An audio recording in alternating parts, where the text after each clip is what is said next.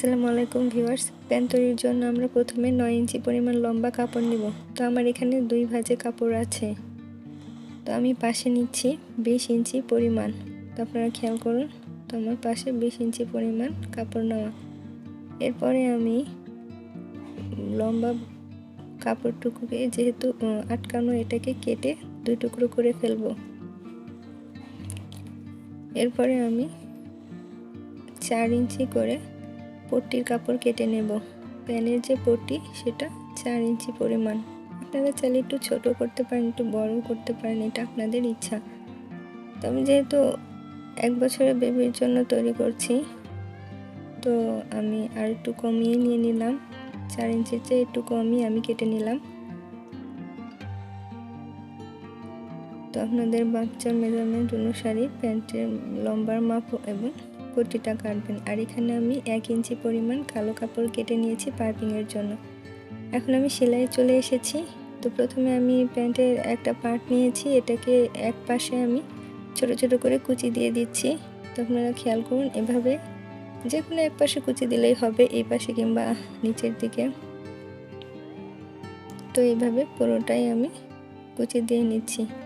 তো এখন আমি পায়ের রানের মাপ নিয়েছি। তো আমি যে বাচ্চার জন্য বানিয়েছি তার পায়ের রানের মাপ হচ্ছে 10, আর আমি 1 ইঞ্চি রাখবো সেলাইয়ের জন্য। তো আমি কুচি দেওয়ার পরে যাতে 11 ইঞ্চি থাকে সেটাই দেখে নিচ্ছি। তো দেখুন, আমার কুচি দেওয়ার পরে 11 ইঞ্চি আছে। তো আপনারা এই মেজারমেন্ট অনুসারে কুচিটা দিয়ে নেবেন বাচ্চার রানের মাপ অনুসারে। এখন আমি পাইপিং লাগিয়ে নেব।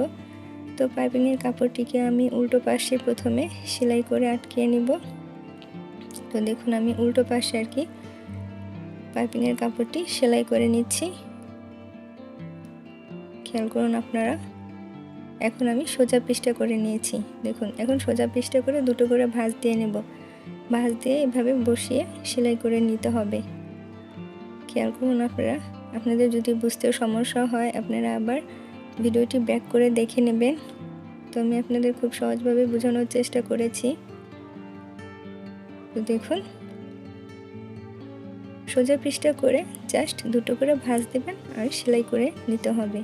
তো একই নিয়মে আমি দুই পায়েরই 2 পার্ট কুচি দিয়ে পাইপিং লাগিয়ে নিয়েছি। এখন আমি পট্টি লাগিয়ে নেব।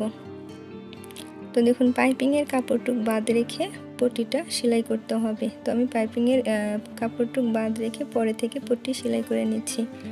তো এক পাশে আমার পট্টি সেলাই করা শেষ। খেয়াল করুন, এখন একই পায়ের আরেকটি অংশ এনে পট্টির অপর পাশে আমি সেলাই করে দেব। তো খেয়াল করুন আপনারা। এখন আমি পাইপিংয়ের সাথে মিলিয়ে দুটোকে একসাথে করে সেলাই করে নিচ্ছি। আসলে পট্টি লাগানোটাই একটু ঝামেলা।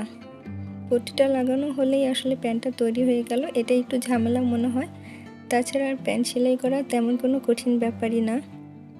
তো এই যে আমার এক পায়ের এক সাইডে পট্টি লাগানো শেষ।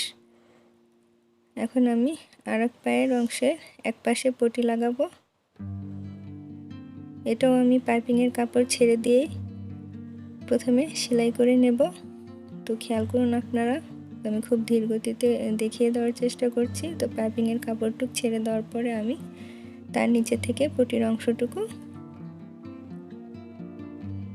প্যান্টের পাটের সাথে সেলাই করে নিলাম। এখন ওই একই পায়ের আর এক অংশ এইভাবে উল্টো পাশ থেকে আর কি পাইপিংয়ের সাথে পাইপিংয়ের অংশটুকু মিলিয়ে সেলাই করে নিতে হবে। তো দেখুন, আমি সেলাই করে নিচ্ছি। তো আমার মোটামুটি পট্টির চারপাশের অংশই সেলাই করা প্রায় শেষ। তো আপনারা দেখুন, আমার চারপাশে পট্টি সেলাই করা শেষ। আমি দেখিয়ে দিচ্ছি। এই যে আমার চারপাশ থেকে পট্টি সেলাই করা শেষ। এখন আমি এটার উপরে একটা চাপ সেলাই দিয়ে নেব, যাতে এটা পিঠে পড়ে থাকে। দেখুন, আমি চাপ সেলাইটাও দিয়ে নিলাম। আসলে মেশিনে ক্যামেরায় তো অতটা সুন্দর বোঝা যায় না। দেখুন, আমি চাপ সেলাই দিয়ে নিয়েছি। এখন আমি সাইড সেলাই করে নেব। তো এক পাশে আমি আগে সাইড সেলাই করে নিচ্ছি, অপর পাশে আমি খালি রাখবো। তো আমি সাইডে ডাবল সেলাই দিয়ে নিলাম। এখন অপর পাশে খালি রেখে আমি ইলাস্টিকের ঘর তৈরি করে নেব। তো ইলাস্টিক ঘর তৈরির জন্য আমি 2টা ভাঁজ দিয়ে নিলাম। 2টা ভাঁজ দিয়ে সেলাই করে নিচ্ছি। তো আমি যেহেতু চিকন রাবার দেবো, আমি চিকন করেই ভাঁজ করে নিলাম। তো এখন এই যে আমি রাবার নিয়ে নিয়েছি, আপনারা আপনাদের বেবির কোমরের মেজারমেন্ট অনুসারে রাবার নিয়ে নেবেন। তো এই যে আমি রাবার লাগিয়ে নিচ্ছি। তো আমার রাবার লাগিয়ে নেওয়া শেষ। এখন আমি এই রাবার সহই সাইডটুকু সেলাই করে দেব। তো এই রাবারটাকে প্রথমে আমি শক্ত করে সেলাই দিয়ে আটকিয়ে নেব, যাতে ইলাস্টিকটা খুলে না যায়।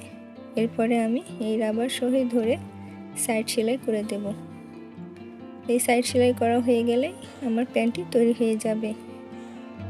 তো দেখুন আমার প্যান্টটি তৈরি হয়ে গেছে। আমি এখন সোজা ভাঁজ পিসটা করে নিচ্ছি। আমার ভিডিওটি ভালো লাগলে একটা লাইক দেবেন আর আমার চ্যানেলটি সাবস্ক্রাইব করে আমার পাশেই থাকবেন। আজ এখানেই শেষ করছি। আল্লাহ হাফেজ।